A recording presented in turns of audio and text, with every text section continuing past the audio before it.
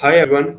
So today we will discuss about my CDOT interview experience where I selected as a scientist B at a group A perks.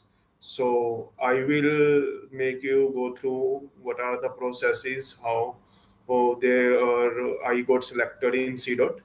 So yeah, usually CDOT hire most of the time through colleges directly, like from IITs, NITs, triple ITs, and usually there is a rare lateral entry drive from CDOT end, and in last 3 4 years there is a first time I see there is lateral entry recruitment from CDOT. So there I applied, so there was an advertisement over their official website. So through that I see the vacancies at CDOT. So there was a lot of different vacancies in different departments. So there are some like which are experienced, like 2 3 years of experience. So some of the vacancies are even hiring for freshers. So all the benefits includes like group pay and all. So yeah, so I applied through that, then I get an interview call, and there was 2 rounds. One round was online and other round was in person at CDOT Delhi. So yeah, it was quite good experience. So my first round started. So like there are various questions they ask in my first round, like questions like first question is they ask like find all the sub arrays in array whose sum is 18. Okay, so I have to provide the solution algorithm for that, and its time complexity and all. So the solution is simple, right? You can find all the sub arrays of array by using two for loops, and then you can check what are the sub arrays whose sum of all the digits in that sub array is 18, and that will be our final answer. Okay, so as we are using two for loops, so it will take around n squared time complexity big of n square. Okay, so this is first question. Then second question they ask how to design a problem of underlying wrong words with the red color, as we see in a text editors, right? Usually in text editors, whatever is the wrong words, they are underlined with a red color. Okay, so how to design that? So there was like solutions I propose. First is like I propose we one can use chat gpt, one can whatever words are coming for me. So what are the solutions I propose is first process is to tokenize your entire set of lines, set of strings, right? So over a text editor you are writing, so it is a set of tokens. So firstly we will tokenize entire paragraphs, lines, and then we will check each of the words whether those are valid or not. So how you can check that? I propose two three solutions. First solution I propose, one can use chat gpt, one can tokenize our paragraphs and then check each word whether that is valid or not, right? So this was less promising solution. So then second solution I propose is one can maintain a dictionary of correct words, and we can check each of the tokenized words within that dictionary whether that word lies within that dictionary of correct words. If it lies, it's okay. If it is not live, we will underline that word. Okay, so this is second question they asked me. Third question they asked me difference between multi-processing and multi-threading. So what is the difference between that is usually multi-processing require number of processes. Okay, say we have X number of processes. Each process require one CPU core. Okay, if you have a two processes, you require two CPU cores. But within a process, there can be multiple threads, and that can run over a single CPU core. Okay, and threads are lightweight, processes are heavy weight. Okay, so these are some of the differences in multi-processing and multi-threading. Then they ask me what is semaphores. So semaphores usually are integer values, integer variables who have a two atomic functions like signal and weight. Okay, so these are used for your resource. These are used for your handling a lot of problems like consumer producer consumer problems, reader writer problems, um, uh, and these are of two types like binary semaphore and counting semaphores. So binary semaphores, their values lie between 0 and 1, and counting semaphore their can values can lie anywhere. It can be any number, any natural number, 1, 0, 1, 2, 3, anything, and those are used for resource management. And then they asked me about the reader writer problem. Okay. Uh, uh, then they asked me about the reader writer problem. What are the type of lockings we have, and all. Okay, then they asked me some general questions like, oh, what is the tech stack knowledge, what the knowledge I have, what are different tech stacks in which I'm proficient. So like I answered them like I have a knowledge Spring Boot, Python Flask, Django framework, in like database, MySQL, MongoDB. Okay, like asynchronous tools like your Kafka, Pulsar, Redis. Okay, so similarly, one can answer these questions like whatever tech stack knowledge based on your past company experience, right? What are the things you did, like, and all, everything you can explain here. Then they ask me questions like whether you have a hands-on on Kafka, Redis, asynchronous tools. As I mentioned these things over my resume. So yeah, I answered them that I have worked with them. I have a knowledge like how to use these things. So with that, my first round was over, and I get selection for second round after 2 3 days. And then there was a second round that happens at CDOT premises in person. So there was like a round happened between group heads and all. There was CEO and all. Everyone was there. So there was like questions asked, and it was more like a managerial round and somewhat technical round as well. So like they asked first question. He's like, "Why you want to join the CDOT, right?" So I answered that I have a required skill set for the job vacancies for whatever I have applied at CDOT. So I meet the skill requirement. That's why I want to join CDOT.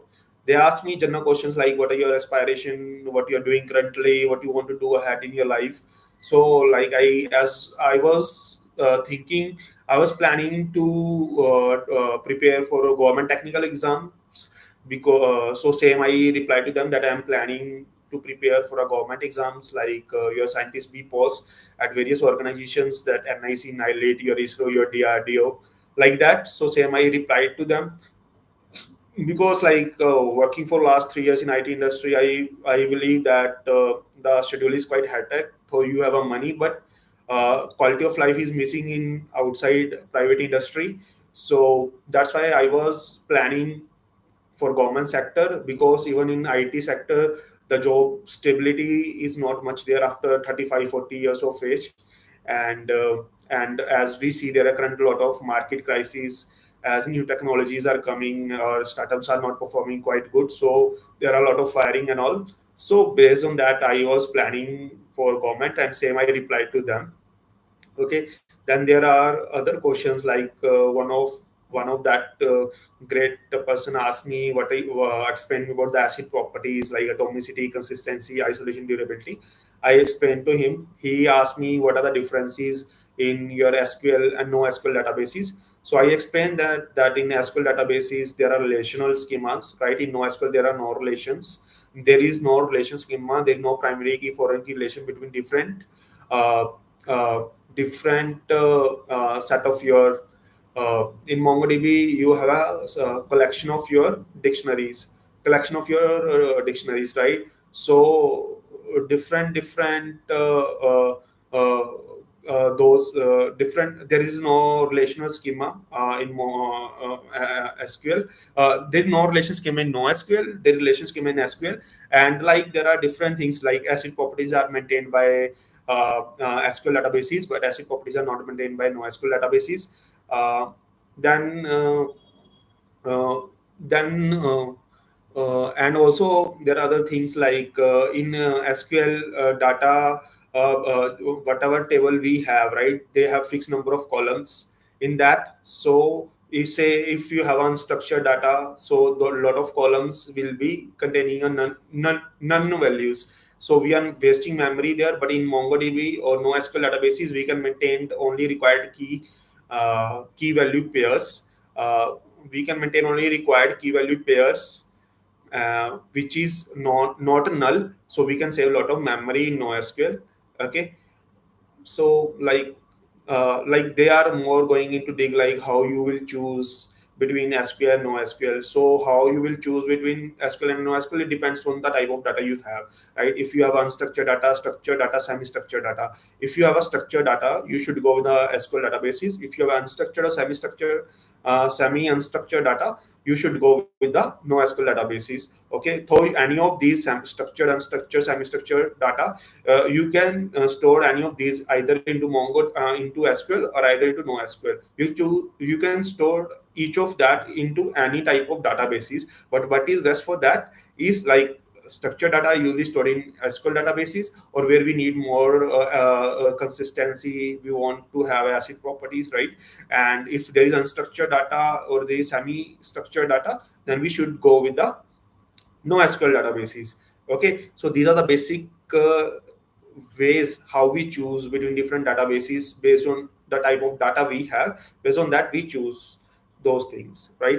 Then there are like questions on Kafka, how Kafka works. So we know that there are consumers, there are producers. So consumers, there are broker. Kafka itself act as a broker. So consumers produce messages over broker, and there are producers who produce messages over broker, and then there are consumers who consume messages from those broker for a particular topics. Okay, so then they asked me like how you can increase the scalability of a Kafka and all. So I suggest them to increase the number of processes, and we can increase the number of consumers, we can increase the number of producers. Based on that, we can increase the efficiency of Kafka.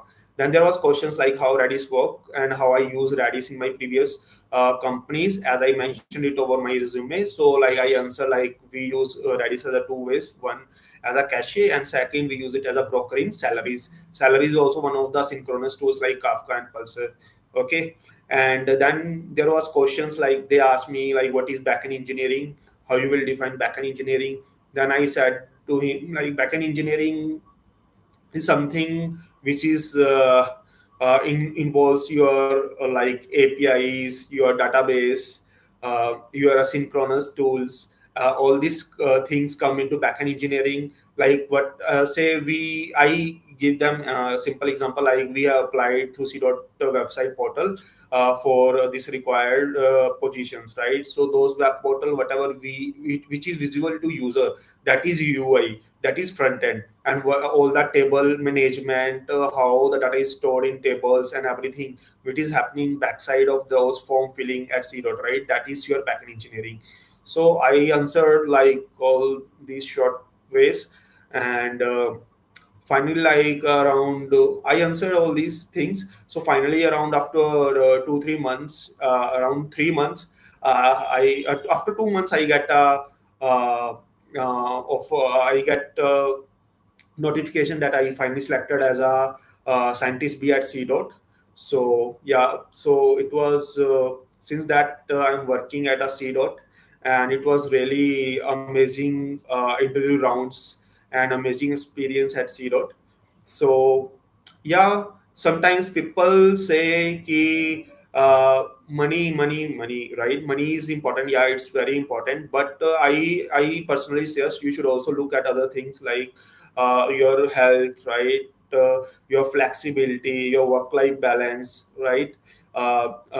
Yeah. So I think even choosing a government job is a good option. You have a stability. You can work for 60 years of age, and there are quite good benefits are given in government. And salaries, people often say salaries are slow, or increments are slow in government, right? Hikes are not given, very less, and salaries are less. But I would say salaries are good if you are joining at a level 10, and after 7 8 years you will be, after 7 8 or 10 years you will be going at a level 13, which is a quite good salary. And you will getting quite good package when you are at level 13.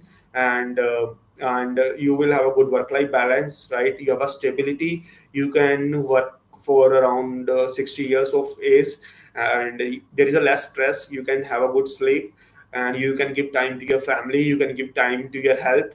Okay, so all of this my experience of for CDOT.